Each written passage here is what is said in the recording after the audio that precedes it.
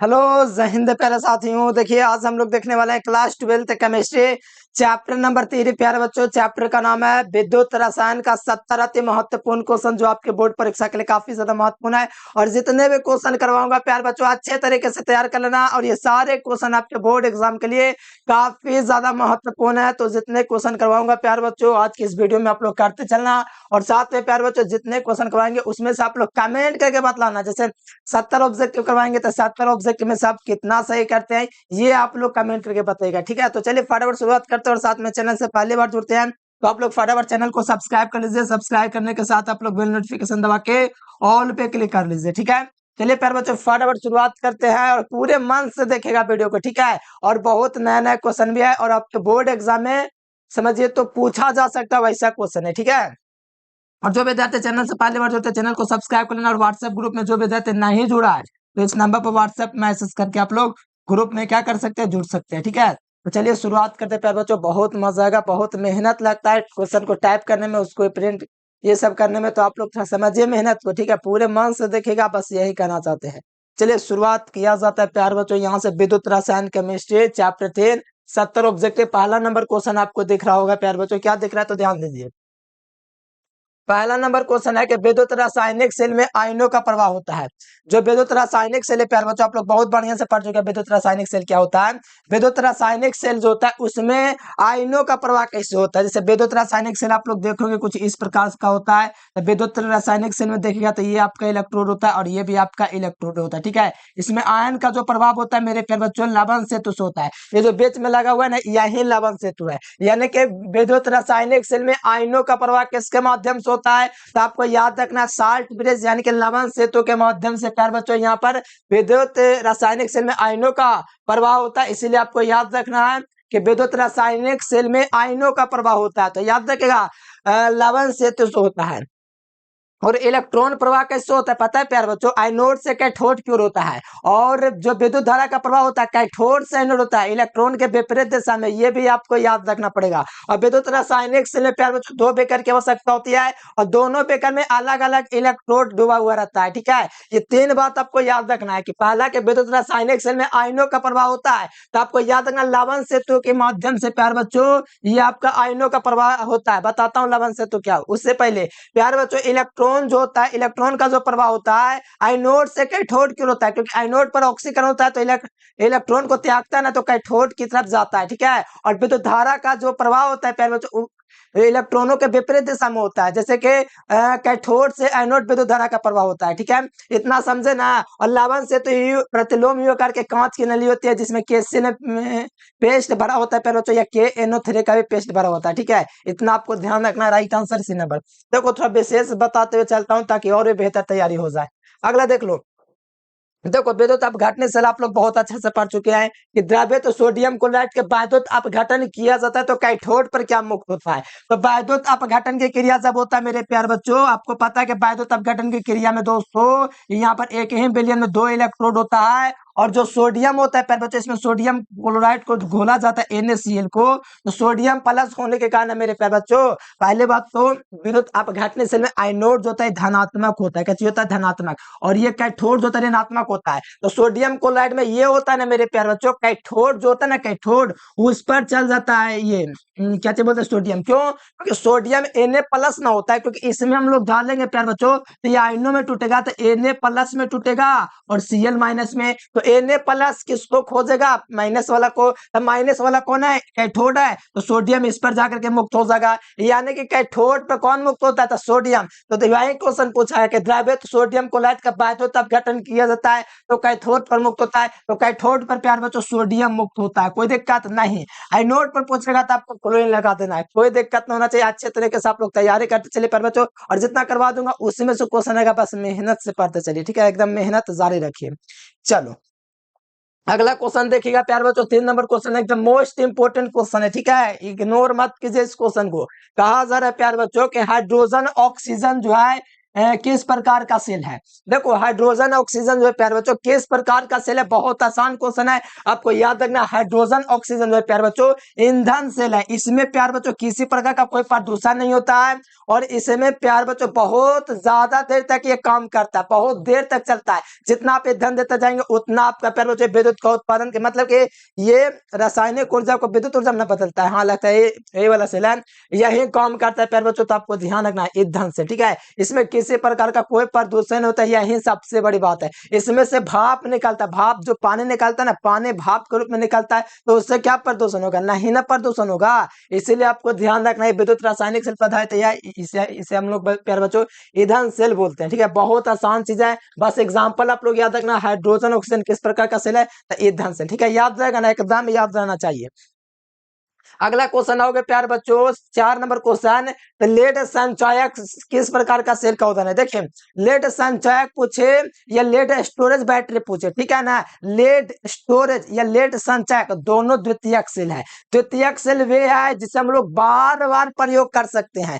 जैसे मोबाइल की जो बैटरी हो तो उसको हम लोग चार्ज कर देंगे तो दोबारा से चलने लगेगा। वहीं घरे के बैटरी एक बार डिस्चार्ज हो गया तो उसको फेंक देते हैं, क्योंकि वो प्राथमिक सेल है, क्योंकि उसमें रिडॉक्स क्रिया केवल एक ही बार होता है। लेकिन ये सब जो बैटरी मेरे पैरों द्वितीयक सेल, इसमें रिडॉक्स क्रिया कई बार हो सकता है, इसलिए इसको कई बार चार्ज कर सकते हैं। जैसे इन्वर्टर लगा हुआ है, लाइन कटेगा तो इन्वर्टर को जगह तो उसको हम लोग बार बार चार्ज कर सकते हैं, ठीक है। इसीलिए उसमें क्योंकि रिडॉक्स क्रिया बार बार उसमें होता है, मतलब रिडॉक्स का मतलब होता है अपचयन भी होता है और उपचयन भी होता है, ठीक है। ये होता है साथ साथ। प्यारे बच्चों आपको याद रखना लेड संचयक सेल किसका उदाहरण है? तो याद रखना द्वितीयक सेल है।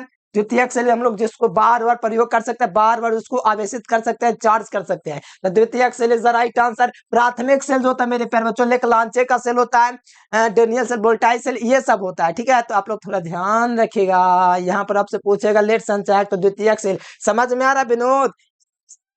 हाँ एकदम समझ में आ गया प्यारे बच्चों। अगला देखिए, अगला देखिएगा तो कहा जा रहा है कि निम्नलिखित में से कौन प्राथमिक सेल का उदाहरण है? Which of the following is an example of primary cell, यानी कि कौन है जो प्राथमिक सेल का उदाहरण है? तो बहुत ही मस्त क्वेश्चन है प्यारे बच्चों, अच्छे तरीके से आप लोग कर लीजिए तैयार, क्योंकि प्राथमिक सेल जो होता है प्यारे बच्चों लेकलांचे का सेल प्राथमिक सेल है। शुष्क सेल भी आपका प्यारे बच्चों प्राथमिक सेल का ही उदाहरण है। मरकरी सेल भी आपका प्राथमिक सेल का ही उदाहरण है। ऑल ऑफ दिस लगा देंगे प्यारे बच्चों, एकदम लगा देंगे ऑल ऑफ दिस, यानी प्यारे बच्चों आपको याद रखना निम्नलिखित में से कौन प्राथमिक सेल का उदाहरण है? तो आपको याद रखना इनमें से सभी है मेरे प्यारे बच्चों, ये सब जो है आपका प्यारे बच्चों प्राथमिक सेल का उदाहरण, जिसको हम लोग एक बार में चार्ज कर सकते हैं, दोबारा इसको आवेशित नहीं कर सकते, दोबारा इसको प्रयोग में नहीं ला सकते हैं, केवल एक बार प्रयोग करेंगे फिर निष्क्रिय हो जाएगा, इसको फेंक देंगे, ठीक है। तो ध्यान रखिएगा, तो राइट आंसर क्या होगा? डी नंबर, इनमें से सभी। अगला देख लो, ले हाइड्रोजन का मानक इलेक्ट्रोड विभव क्या होता है? देखो हाइड्रोजन का जो मानक इलेक्ट्रोड विभव होता है प्यारे बच्चों एकदम मोस्ट वीवीआई क्वेश्चन है, अभी तक आपके बोर्ड एग्जाम में नहीं पूछा है। मैं कहता हूँ आगामी बोर्ड परीक्षा के लिए इतना ज्यादा इंपॉर्टेंट ये चैप्टर का क्वेश्चन है कि कुछ बता नहीं सकते हैं, इतना ज्यादा महत्वपूर्ण है, एकदम 100% वीवीआई है कि हाइड्रोजन का मानक इलेक्ट्रोड विभव कितना होता है। आज तक नहीं पूछा, इतना बढ़िया क्वेश्चन एकदम पक्का 100% आप पूछेगा, याद रखना 0 होता है। हाइड्रोजन का मानक इलेक्ट्रोड विभव जो होता है मेरे प्यारे बच्चों 0 होता है, और सबसे जो अधिक होता है प्यारे बच्चों लिथियम का साथ होता है, ऊपर में सबसे होता है, फिर ऊपर से नीचे आते हैं तो घटते जाता है, सबसे ऊपर से नीचे आएगा तो घटेगा प्यारे बच्चों, तो एक बार 0 भी आएगा, जिसका हाइड्रोजन का मानक इलेक्ट्रोड विभव कितना होता है? 0। ध्यान रहेगा, एकदम ध्यान रखिएगा, ठीक है। मोस्ट इंपोर्टेंट क्वेश्चन है, कैसे बताऊं तुम्हें, ठीक है। अगला देखो, लवन से टू साल्ट ब्रिज में हम लोग प्यारे बच्चों किसका यूज करते हैं? Use in salt bridge, salt bridge में दोस्तों किसको प्रयोग करते हैं? तो देखो लवन सेतु एक यू आकार के कांच की नली होती है, लवन सेतु होती है प्रतिलोमित यू आकार की एक कांच की नली होती है, जिसमें जिलेटिन में मिश्रित, जिसमें जिलेटिन में मिश्रित KCl के NO3 मतलब पोटेशियम क्लोराइड, पोटेशियम नाइट्रेट और अमोनियम नाइट्रेट का पेस्ट भरा होता है, ठीक है। और ये दोनों विलयनों को संतुलन को बनाए रखता है और दोनों विलयनों को मिलने नहीं देता है, और इसके सिरों पर रोए का डॉट लगा होता है। किसका डॉट? रोए का डॉट लगा रहता है, यही है लवन सेतु। यहाँ से नाम थोड़ा दर्शा देंगे, लवन सेतु बहुत इंपॉर्टेंट है, बात को ध्यान रखिएगा। तो KCl भी इसमें प्रयोग करते हैं, पोटेशियम नाइट्रेट भी यूज करते हैं, अमोनियम नाइट्रेट भी। तो यहाँ पर राइट आंसर क्या चीज हो जाएगा? ऑल ऑफ एबव, यानी कि ऑल ऑफ दिस, ठीक है। Right answer option number D, इनमें से सभी ऑप्शन सही है। अगला देखो, यहाँ पे देखो दाब बढ़ाएंगे तो चालकता बढ़ भी सकता है, घट भी सकता है। प्यार बच्चों, दाब बढ़ाएंगे ना किसी विलयन का, किसी विलयन के दोस्तों दाब बढ़ाएंगे तो चालकता बढ़ भी सकती है, घट भी सकती है। तो राइट आंसर क्या होना चाहिए? सी नंबर होना चाहिए। बहुत ही बढ़िया क्वेश्चन है ये। विद्युत अपघट्य की चालकता को प्रभावित करने वाला कारक से क्वेश्चन था। अगला देखो तानु, ये तो एकदम मोस्ट इंपोर्टेंट है, क्या ही बताऊं प्यार बच्चों, एकदम इग्नोर कीजिएगा ना तो समझो बोर्ड एग्जाम से इग्नोर हो गए आप। कहा जरा कि तनुता बढ़ाने पर विलयन की चालकता क्या होती है? तनुता, तनुता का मतलब नहीं समझे, याद कीजिए सेकंड चैप्टर। तनु विलयन, शांत विलयन हम आपको पढ़ा रहे थे। तनु विलयन वे था जिसमें विलय के कणों की संख्या कम और विलय तनु विलयन में विलय के कणों की संख्या कम और विलय के कणों की संख्या देखो था, मतलब पानी ज्यादा हो और चीनी कम हो तो उसको तनु विलयन कहते हैं। तो बताओ तनुता का मतलब तनु विलयन है। तनुता बढ़ाने पर विलयन की चालकता क्या होगी? अगर विलयन को पतला कर देंगे तो उसमें चलना आसानी होगा ना, तुम कादों में तेजी से चल पाओगे नहीं ना। अगर पतला विलयन है तो उसमें तेजी से चल पाएंगे, इसीलिए तनुता बढ़ाने पर चालकता बढ़ती है। चालकता का मतलब चलने की, ठीक है। चालकता होता है प्यारे बच्चों प्रतिरोध का व्युत्क्रम। प्रतिरोध होता है धारा के मान में रुकावट पैदा करने वाला, लेकिन चालकता जो होता है धारा को एकदम तेजी से ले जाएगा। तो यहाँ से याद रखिएगा, बढ़िया से समझ गए आप लोग। हाँ, तनुता बढ़ाने पर विलयन की चालकता बढ़ जाएगी। अच्छा ठीक है, बढ़ गया, कोई दिक्कत नहीं है। चलो अगला जाओ।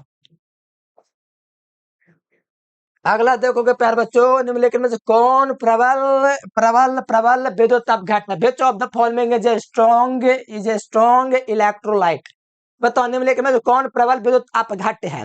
देखो प्रबल विद्युत अपघट्य वे है जो पूर्णतः अपने आयनों में टूट जाए, जैसे NaCl, KCl, CHCl, NOH। तो यहाँ पर पूर्णतः अपने आयनों में टूटने वाला एग्जाम्पल जो है प्यारे बच्चों सोडियम क्लोराइड का है, जो पूर्णतः अपने आयनों में टूटता है। जैसे सोडियम Na+ टूटता है तो पूर्णतः अपने आयनों में टूट रहा है, Cl- में टूटता है तो पूर्णतः अपने आयनों में टूटता है। और दुर्बल विद्युत अपघट्य वे होता है जो पूर्णतः अपने आयनों में नहीं टूटता, अंशतः अपने आयनों में टूटता है। जैसे हो गया एसिटिक अम्ल हो गया, अमोनियम हाइड्रोक्साइड हो गया, ये दोनों दुर्बल विद्युत अपघट्य का उदाहरण है, याद रखना। प्रबल विद्युत अपघट्य का उदाहरण प्यारे बच्चों सोडियम क्लोराइड हो जाएगा, ध्यान रहेगा, एकदम याद रहेगा। अगला क्वेश्चन आओगे, नेक्स्ट क्वेश्चन देखोगे फैराडे का विद्युत विच्छेदन का द्वितीय नियम किससे संबंधित है? याद भूल गए का? विभिन्न विद्युत अपघट्यों में समान धारा समान समय तक प्रवाहित की जाती है तो इलेक्ट्रोडों पर मुक्त पदार्थों की मात्रा तुल्यांकी भार के समानुपाती होता है। कहोगे ऐसा बात है? तो हाँ, तो प्यार बच्चों तुल्यांकी भार के समानुपाती होता है, मतलब W1/W2 बराबर में Z1/Z2 बराबर में प्यार बच्चों क्या चीज था? E1/E2, ठीक है। यही ना था फैराडे का दूसरा का नियम। तो बताओ फैराडे का विद्युत विच्छेदन का द्वितीय नियम समझता है तो इलेक्ट्रोलाइट के समतुल्य भार से, इलेक्ट्रोलाइट के समतुल्य भार से, तो इलेक्ट्रोलाइट विद्युत अपघट्य के समतुल्य भार से संबंधित है। इसीलिए मेरे प्यार बच्चों राइट आंसर जो होगा बी नंबर होगा। विद्युत अपघट्य के समतुल्य भार, भार यहाँ पर वेट है और अब समतुल्य के मतलब W/W2 का मतलब है इलेक्ट्रोलाइट का समतुल्य भार, W भार वेट W1/W2 इसी से संबंधित है, ठीक है। परमाणु संख्या इसमें कहीं पर नहीं रहा, ये सब कुछ नहीं है, ठीक है। राइट आंसर बी नंबर, ध्यान रखो, बहुत बढ़िया क्वेश्चन है, इग्नोर मत कीजिएगा, ठीक है। अगला देखिए, निम्नलिखित में कौन द्वितीयक सेल है? बहुत ज्यादा पूछा जाता है। निम्नलिखित में जो कौन जो है सेकेंडरी सेल है? कौन सेल है? सेकेंडरी सेल है प्यार बच्चों। तो सेकेंडरी सेल जो है लेड स्टोरेज बैटरी है। कौन है? देखो लेक्लांचे का सेल, ये प्राथमिक सेल है, ठीक है। लेड स्टोरेज बैटरी जो है ना, ये आपको ध्यान रखना है, द्वितीयक सेल है। या लेड संचयक जो है ना मेरे प्यार बच्चों, ये भी द्वितीयक सेल है, मतलब इसको दोबारा हम लोग यूज कर सकते हैं, इसको कई बार आवेशित कर सकते हैं, इसमें कई बार अपचयन उपचयन हो सकता है, मतलब कि प्यार बच्चों रिडॉक्स अभिक्रिया हो सकता है, इसको हम लोग कई बार प्रयोग में ला सकते हैं, ठीक है। तो समझिए right answer lead storage battery, B number option will be correct. अगला देखेगा तो निम्नलिखित में कौन विद्युत का सुचालक होता है? The best conductor of the electricity among the following, ठीक है। कहा जाता है प्यारे बच्चों निम्नलिखित में कौन विद्युत का सबसे अच्छा सुचालक है? तो निम्नलिखित में कौन विद्युत का सबसे अच्छा सुचालक है? बहुत बढ़िया क्वेश्चन आया है। अपवाद में होते हुए सोडियम क्लोराइड नहीं होगा, ग्रेफाइट होगा, ठीक है, विद्युत का सबसे अच्छा सुचालक। ये तो कुचालक होता है विद्युत का, ठीक है। ये मेरा सोडियम भी उतना कुछ खास नहीं है, तो आपको ध्यान रखना है कि विद्युत का सबसे अच्छा सुचालक जो है वो आपका प्यार बच्चों ग्रेफाइट, जो अधातु होते हुए अपवाद में आपको ध्यान रखना है, ठीक है। Right answer B number will be correct. अगला देखिएगा तो निम्नलिखित में से कौन जो प्यारे बच्चों प्रबल ऑक्सीय कारक है, ठीक है, आगे भी आप लोग पढ़िएगा तो कोई दिक्कत ना, भी पढ़ लेंगे तो कोई दिक्कत नहीं है। Which of the following is the strongest oxidation agent, देखो सबसे प्रबल ऑक्सीय कारक कौन है, ऑक्सीय कारक जो सबसे प्रबल है प्यार बच्चों वो आपका फ्लोरीन होता है। कहोगे ये F2I2 क्यों लगा हुआ है ये सब में, तो मैं आपको बताऊं ये F2B2I2B2 ये सब क्यों लगा हुआ है, तो ये वर्ग 17 के तत्व होते हैं और वर्ग 17 के तत्वों को हम लोग बोलते हैं हाइलोजन, और हाइलोजन होता है मेरे प्यारे बच्चों द्विपरमाणविक। द्विपरमाणविक का मतलब क्या चीज होता है, मतलब दो परमाणु इसका रहेगा, जैसे Br2 देखो हाइलोजन है, याद भूल गए, फिर कल बाहर आया आउटो, खुला कहेंगे वर्ग 17, फिर कल बाहर आया आउटो, ठीक है। ये था प्यार बच्चों फ्लोरीन क्लोरीन ब्रोमीन आयोडीन एस्टेटिन, एस्टेटिन तो रेडियोएक्टिव था, इसका तो आवश्यकता नहीं है। फिर कल बाहर आया आउटो, ठीक है, F2Cl2Br2 ये सब जो है द्वितीय मतलब के ये सब द्वित परमाणु होता है वर्ग 17 के तत्व, वो सब छोड़ो, वो सब तो इनऑर्गेनिक की बात है। यहाँ पर ऑक्सीकारक पदार्थ पूछा जाता है, फ्लोरीन होगा, right answer option number D. चलिए अगला क्वेश्चन है ये प्यार बच्चों, अगला क्वेश्चन है कि वैद्युत अपघटन सेल में आइनोड, देखो ये क्वेश्चन कितना बढ़िया से करवाए ना, कैसे पता रहेगा। विद्युत रासायनिक सेल में तो बहुत बढ़िया से आप लोग समझे होंगे, ठीक है, कि विद्युत रासायनिक सेल यहाँ पर करवा रहे थे ऐसे ऐसे वैसे ऐसे ऐसे ऐसे ऐसे वैसे, और आप लोग को पता चला कि अच्छा ऐसे वैसे यहाँ से आपका प्यार बच्चों इलेक्ट्रॉन जा रहा था इसके पास, तो बताओ जो इलेक्ट्रॉन ले रहा था वो कौन था, कैथोड ना। तो बताओ वैद्युत अपघट्य सेल में, देखो वैद्युत अपघट्य सेल में भी वैसा ही होता है, वैद्युत अपघट्य सेल में इलेक्ट्रॉन जिस इलेक्ट्रोड से घोल में प्रवेश कर रहा था, तो इलेक्ट्रॉन किसके घोल में प्रवेश कर रहा था, कैथोड के ना, तो प्रवेश करता उससे बोलते हैं कैथोड, क्या बोलते हैं cathode, right answer option number ये हो जाएगा, ठीक है, कोई दिक्कत ना, उतना महत्वपूर्ण नहीं है, फिर भी यही क्वेश्चन है, ठीक है। चलो अगला क्वेश्चन है, एक फराडे विद्युत धारा प्रवाहित करने पर प्राप्त मात्रा को हम लोग 1 ग्राम समतुल्य कहते हैं। ध्यान दो, एक फैराडे विद्युत धारा प्रवाहित करने का कितना फैराड, 1 फैराड विद्युत धारा प्रवाहित करेंगे तो उसको हम लोग बोलेंगे 1 ग्राम समतुल्य, ठीक है। राइट आंसर है नंबर, पहले से बहुत बार क्वेश्चन में पूछा हुआ है, ध्यान रखिएगा। देखो विद्युत अपघटन का नियम कौन दिया था प्यार बच्चों, तो सही बच्चे बोलेंगे हमको पता है लेमार्क, ठीक है, फैराडे ने दिया था, बताओ कहाँ है। विद्युत अपघटन के संबंधित 2 नियम फैराडे ने दिया।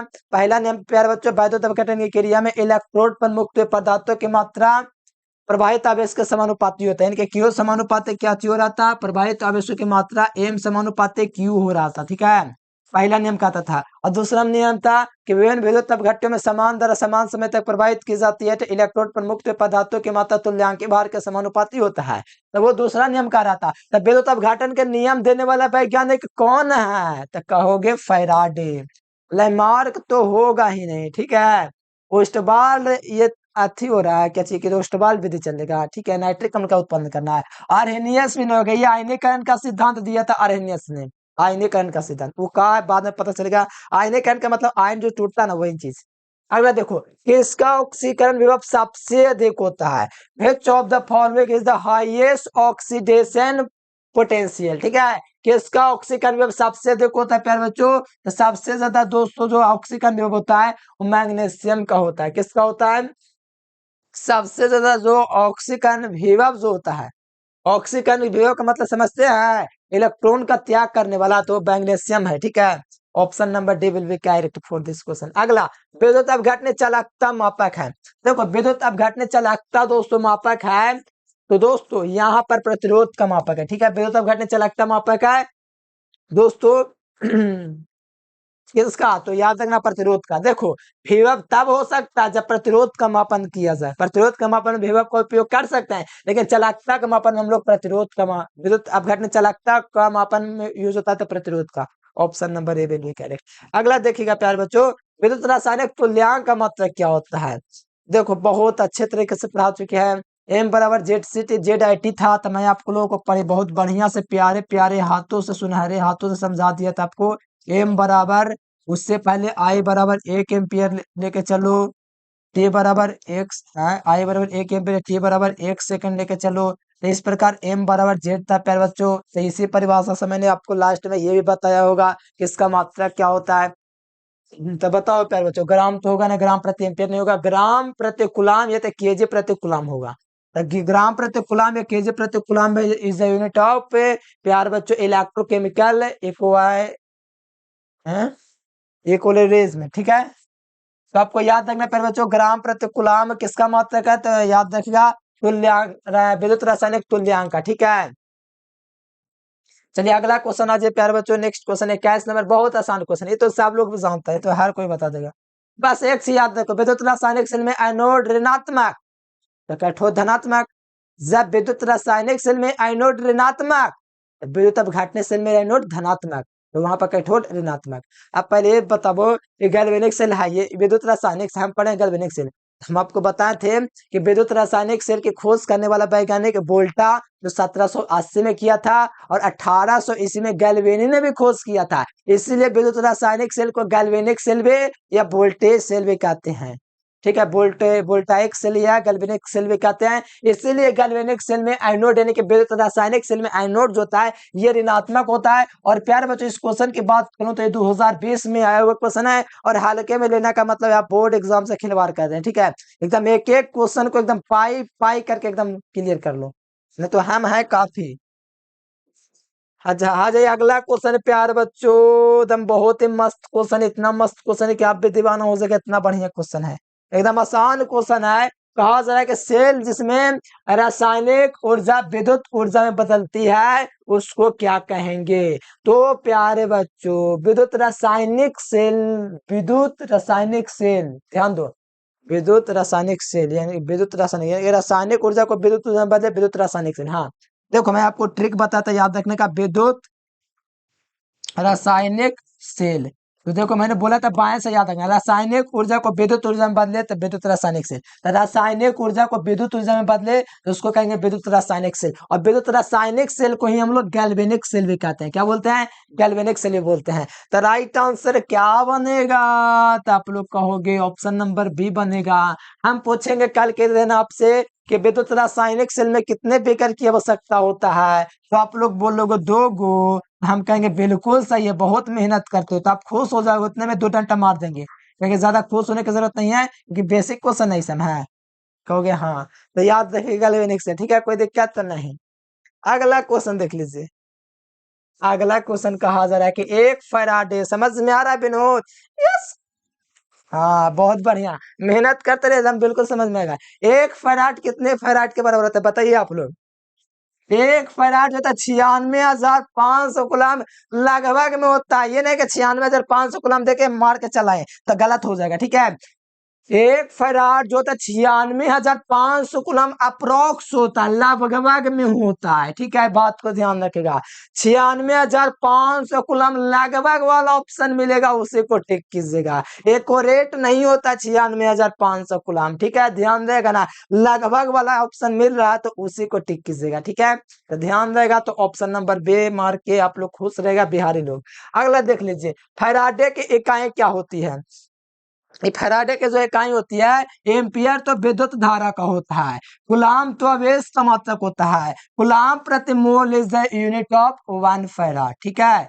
एक फैराड जो होता है कूलम प्रति मोल के बराबर होता है, the unit of Faraday is, तो याद रखना मेरे प्यारे बच्चों, कूलम प्रति मोल 1 फैराड के बराबर होता है। कोई दिक्कत नहीं, एकदम नहीं होगा, बस आप मेहनत करिए। अगला क्वेश्चन कहा जा रही, तो एकदम चटनी क्वेश्चन है, इतना लंबा चौड़ा और लंबा बना दो नहीं क्वेश्चन में के, हटाओ बताओ इसका इंग्लिश मीडियम जाए बाद। अगला देखोगे तो ये क्वेश्चन कहा जा रहा है कि विद्युत धारा जब किसी चालक से इलेक्ट्रॉन, अरे इलेक्ट्रॉन की बात आ गया, जब विद्युत धारा जो है प्यारे बच्चों किसी चालक से इलेक्ट्रॉन के द्वारा प्रवाहित होता है, यानी विद्युत धारा का प्रवाह किसके माध्यम से हो रहा है, इलेक्ट्रॉन के माध्यम से, तो उस चालक को हम लोग धात्विक चालक बोलेंगे। लेकिन शर्त यह है कि जब विद्युत धारा का प्रवाह आयनों के द्वारा होगा तब उसको विद्युत अपघट्य चालक बोलेंगे, लेकिन इलेक्ट्रॉनों के द्वारा ना हो रहा है इसलिए धात्विक चालक बोलेंगे। जब विद्युत धारा का प्रवाह प्यारे बच्चे इलेक्ट्रॉनों के द्वारा होता है तो धात्विक चालक, जब आयनों के द्वारा होता है तो विद्युत अपघट्य चालक, ठीक है। Right answer A will be correct. Cell स्थिरांक क्या है, कितना हार्ड क्वेश्चन आ गया ना। किसी सेल के 2 इलेक्ट्रोडों के बीच की दूरी, क्या बोल रहे हो, नहीं पता है।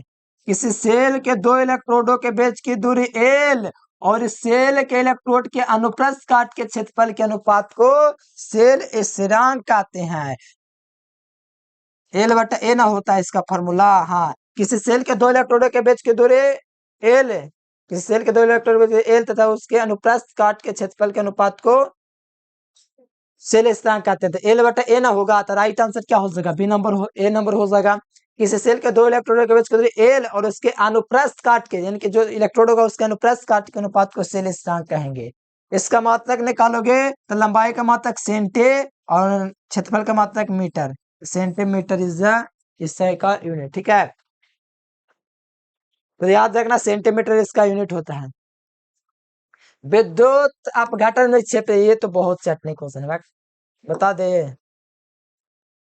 दूसरे के समझ में ना, और अगर सामने वाला क्वेश्चन मत है ना समझ में क्वेश्चन। देखो आपको याद होगा फैराडे का पहला नियम एम बराबर जेड आई टी, तो यही ना है, नहीं लिखा हुआ? विद्युत अपघटन में निक्षेपित आयनों की मात्रा निर्भर नहीं करती है। मात्रा एम तो हो गया, कोई दिक्कत नहीं है। अब बताओ जेड का मतलब विद्युत रासायनिक तुल्यांक पर निर्भर कर रही है, आई का मतलब विद्युत धारा पर निर्भर कर रही है, टी का मतलब समय पर निर्भर कर रही है। तीनों चीज पर निर्भर कर रहा है। कहीं पर तुमको पी आर दिख रहा है जो प्रतिरोध पर निर्भर करेगा? बताओ, इतना चटनी क्वेश्चन देख के एकदम दिल धक धक कर लगता है क्या क्वेश्चन आ गया। लेकिन ध्यान से पढ़ोगे तो विद्युत अपघटन में निक्षेपित आयनों की मात्रा निर्भर करती है, तो आयनों की मात्रा आपका एम हो गया बराबर जेड आई टी फॉर्मूला होता है। जेड का मतलब विद्युत रासायनिक तुल्यांक जो कि इस पर निर्भर कर रहा है, टी का मतलब समय, तो समय पर भी निर्भर कर रहा है, आई का मतलब विद्युत धारा, इस पर भी निर्भर कर रहा है। कहीं पर तुमको प्रतिरोध मिला नहीं ना, इसलिए प्रतिरोध पर निर्भर नहीं करता है निक्षेपित आयन, विद्युत अपघटन में निक्षेपित आयनों की मात्रा। ठीक है, समझ में आ गया ना? एकदम समझ में आ गया ना? समझ में कैसे गया? फॉर्मूला प्रूव करा दिए हैं।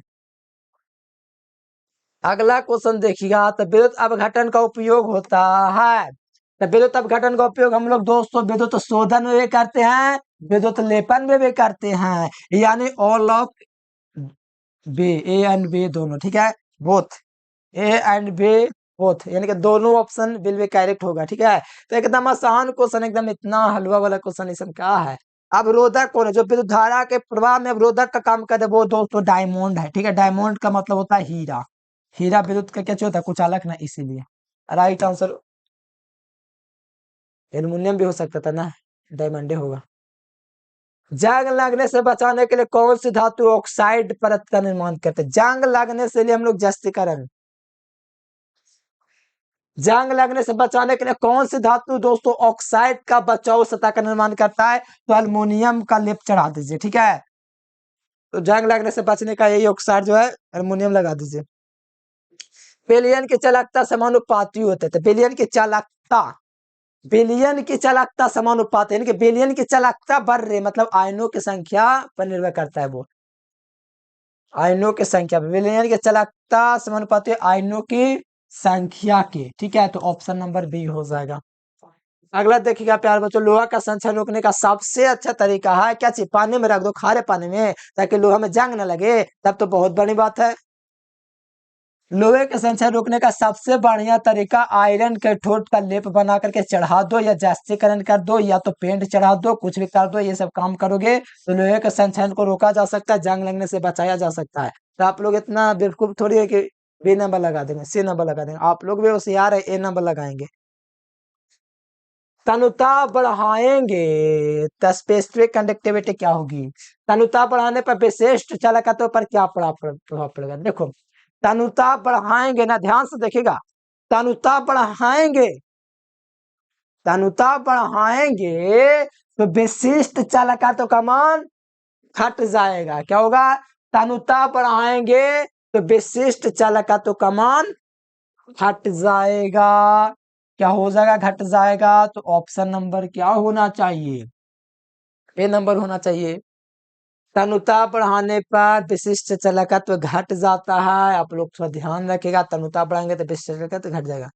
विद्युत अपघटन में ऑक्सीकरण कहाँ पर होता है? बताओ, इतना बढ़िया से हम आपको बता दिए हैं कि विद्युत अपघटन की क्रिया होती है, तब वहां कहाँ पर आपका प्यार बच्चों ऑक्सीकरण होता है? ऑक्सीकरण वहीं पर होता है जहां पर इलेक्ट्रॉन का त्याग होता है। इलेक्ट्रॉन को त्याग करने वाले सारा दुख दर्द सह करके एनोड अपना इलेक्ट्रॉन बेचारा त्याग देता है और इस पर ऑक्सीकरण हो जाता है। बेचारा इलेक्ट्रॉन त्याग देता है तो इस पर क्या उत्पन्न हो जाता है, ऑक्सीकरण। और ये आपका प्यार बच्चों एनोड पर ऐसा होता है, ठीक है। तो बात को ध्यान रखिएगा, बेचारा को बहुत ज्यादा दुख होता है लेकिन क्या ही कर सकते हैं, त्यागना तो पड़ेगा ही।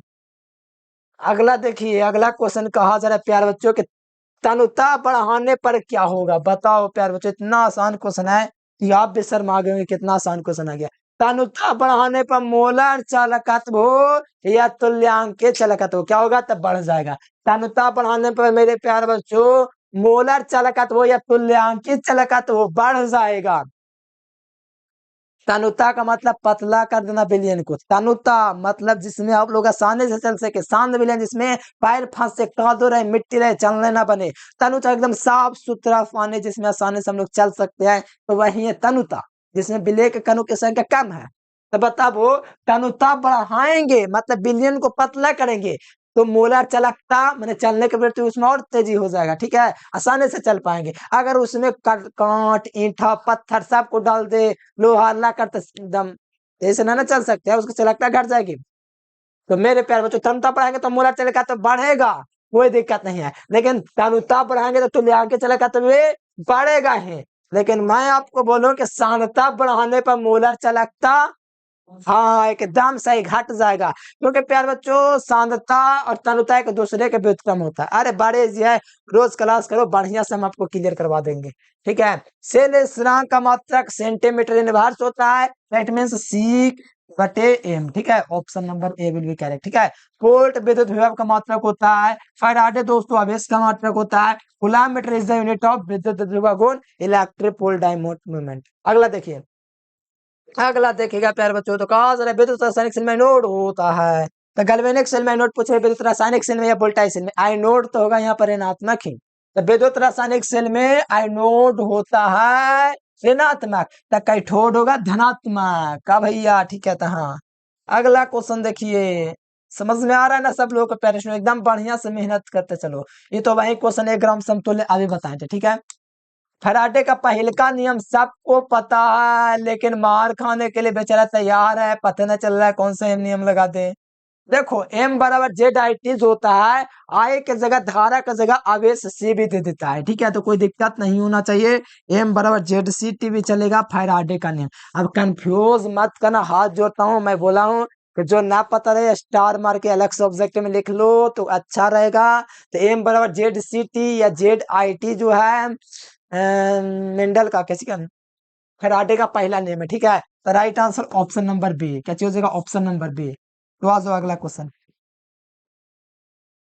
विद्युत अपघटन सेल में एनोड भैया क्या होता है। तो पता चला कि विद्युत रासायनिक सेल में जो होता है एनोड ऋणात्मक, तो दिमाग में आएगा तो विद्युत अपघटन सेल में धनात्मक, बस एगो याद रखोगे, एक तीर से 4 निशाना, ठीक है। तो यही आपको याद रखना है। विद्युत अपघटन चालक में एनोड भैया हो जाएगा धनात्मक का भैया, ठीक है। तो कहेगा हाँ, ऑप्शन नंबर बी हो जाएगा पॉजिटिव, ठीक है। अरे बाप रे, बहुत बढ़िया क्वेश्चन है, वाह। इस क्वेश्चन के लिए ताली बजा दे एकदम हंसे कस के। बहुत मस्त क्वेश्चन है, वाह वाह वाह वाह, बहुत मस्त क्वेश्चन, एकदम वीआईपी 5 स्टार, 5 स्टार इसको मिल गया, ठीक है। 3 क्वेश्चन यहाँ से बताऊंगा, 3 में से एकदम पक्का एगो या तो दो आ जाएगा या तो एको को नहीं आएगा। लेकिन आएगा बहुत ज्यादा इंपॉर्टेंट, इस चैप्टर का सबसे महत्वपूर्ण ऑब्जेक्ट है। देखो, सेल में रिडॉक्स अभिक्रिया होने के लिए, सेल में क्या चाहिए, रिडॉक्स अभिक्रिया। रिडॉक्स अभिक्रिया कब होता है पता ना, जब अपचयन अपकरण दोनों एक साथ होता है। अपचयन और उपचयन यानी कि ऑक्सीकरण और अपकरण साथ साथ होता है, तब रिडॉक्स अभिक्रिया होता है, सबको पता है, ठीक है। तो सेल में मतलब सेल का मतलब बैटरी में, ठीक है। सेल मतलब कि जानते हैं आप लोग, सेल दो है, बहुत है। सेल में रिडॉक्स अभिक्रिया होने के लिए सेल का विद्युत वाहक बल, सेल में रिडॉक्स अभिक्रिया होने के लिए सेल का विद्युत वाहक बल धनात्मक होना चाहिए। कैसा होना चाहिए, धनात्मक। कहोगे ये क्या बल है प्यार बच्चों, यहाँ पर सेल में रिडॉक्स अभिक्रिया होने के लिए सेल का विद्युत वाहक बल धनात्मक होना चाहिए, लेकिन गिब्स ऊर्जा एक होता है प्यार बच्चों, वो ऋणात्मक ऋणात्मक होना चाहिए। गिब्स ऊर्जा ऋणात्मक होना चाहिए और सेल का विद्युत वाहक बल धनात्मक होना चाहिए। ये क्या चीज है समझो, सेल में रिडॉक्स अभिक्रिया होगा, ठीक है। तो उसमें प्यारे बच्चों सेल का जो विद्युत वाहक बल होना चाहिए वो पॉजिटिव होना चाहिए। कोई दिक्कत है नहीं है।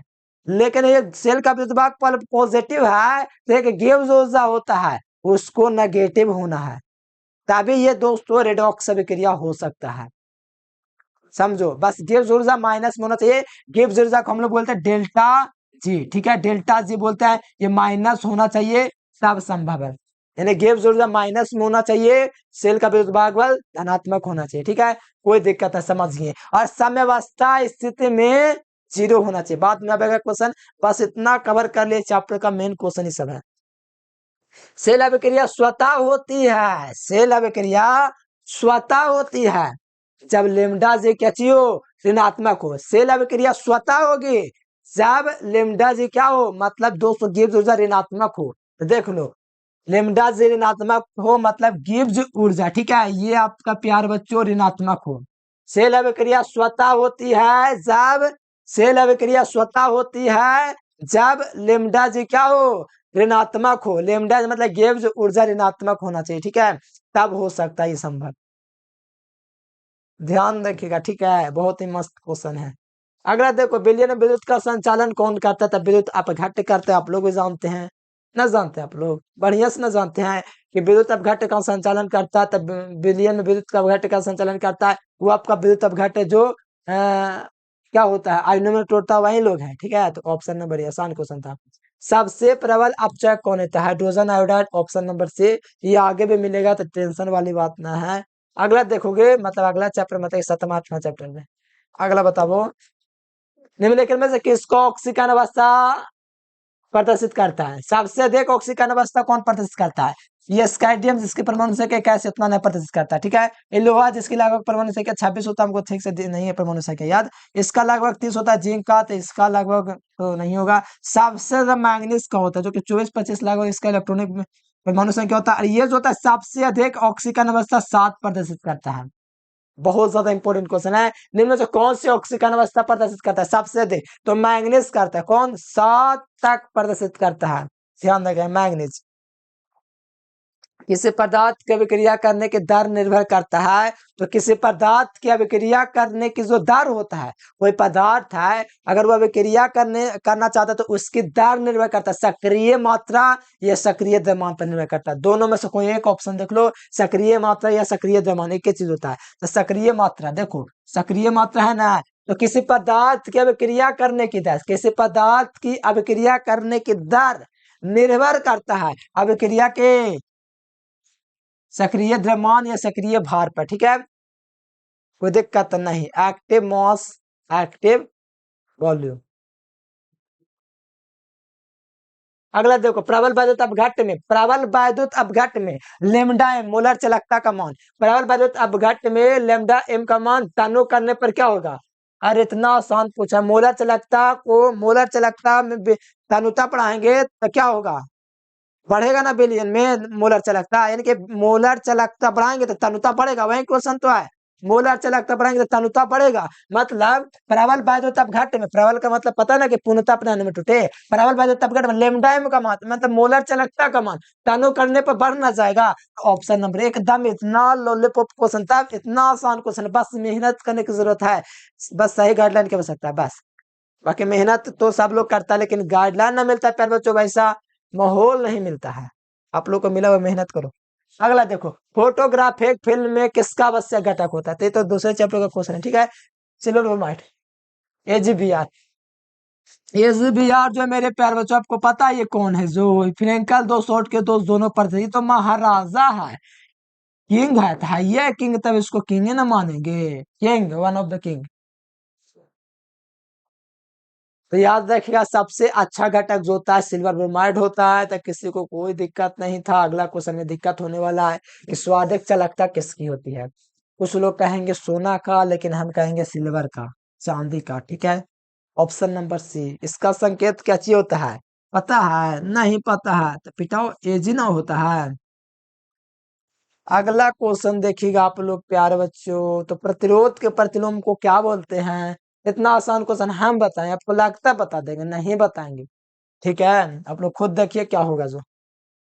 किस सेल की अभिक्रिया साम्यावस्था पर सेल का विद्युत वाहक। हाँ मस्त क्वेश्चन, एकदम एकदम एकदम एकदम प्यारे बच्चों, एकदम मस्त क्वेश्चन है। ठीक है, तो फटाफट इस क्वेश्चन का आंसर बताइए प्यारे बच्चों। ठीक है, बताइए किस सेल के लिए किस सेल के साम्यावस्था की स्थिति में विद्युत वाहक बल 0 होना चाहिए। क्या होना चाहिए? किस सेल की अभिक्रिया की साम्यावस्था पर, किसी सेल की अभिक्रिया के साम्यावस्था पर सेल का विद्युत वाहक बल 0 होना चाहिए। कितना होना चाहिए? 0 होना चाहिए।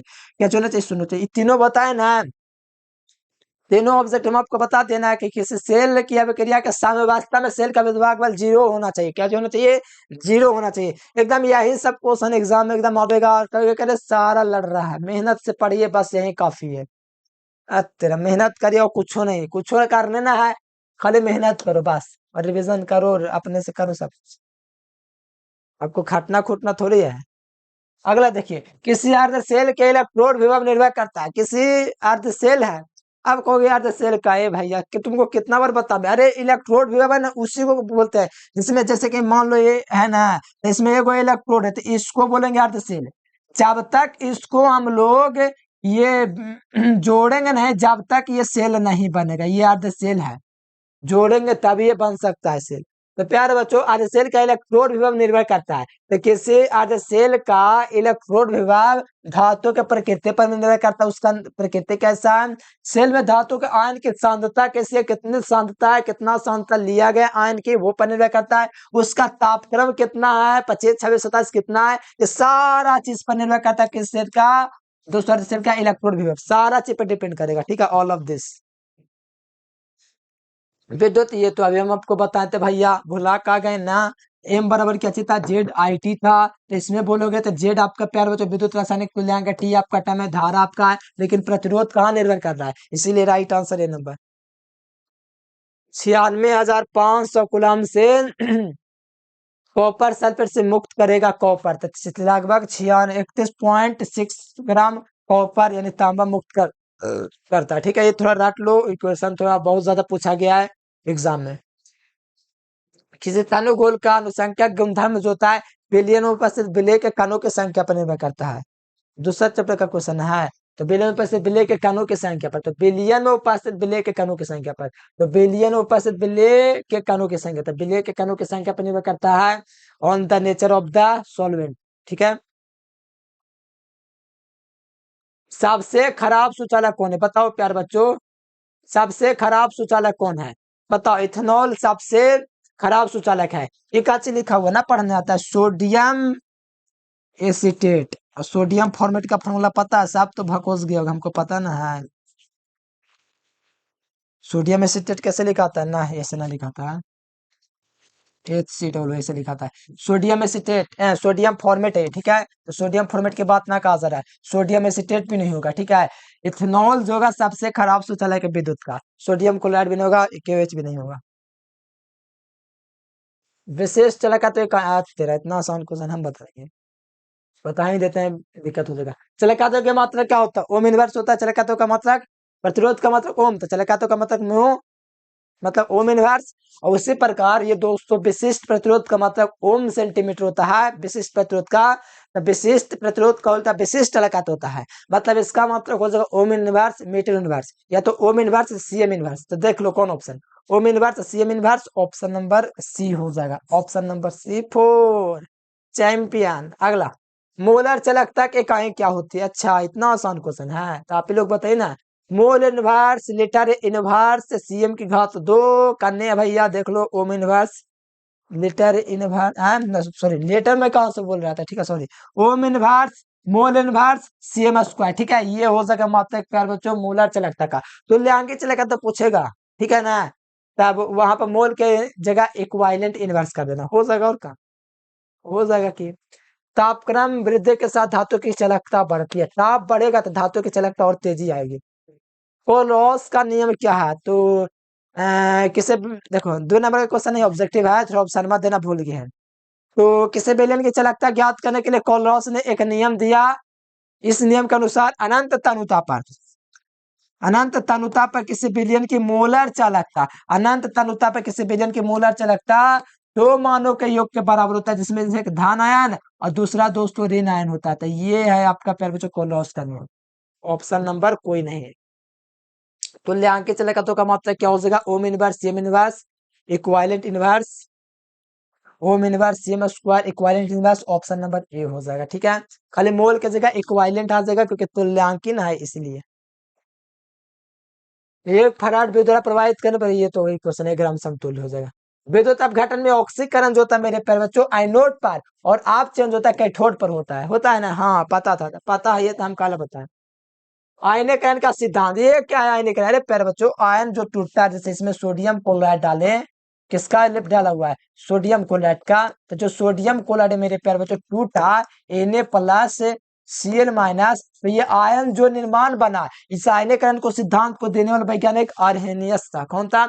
आर्हेनियस था। कौन था? आर्हेनियस, आर्हेनियस भैया। ठीक है, तो ऑप्शन नंबर ए बिल्वे कह रहे।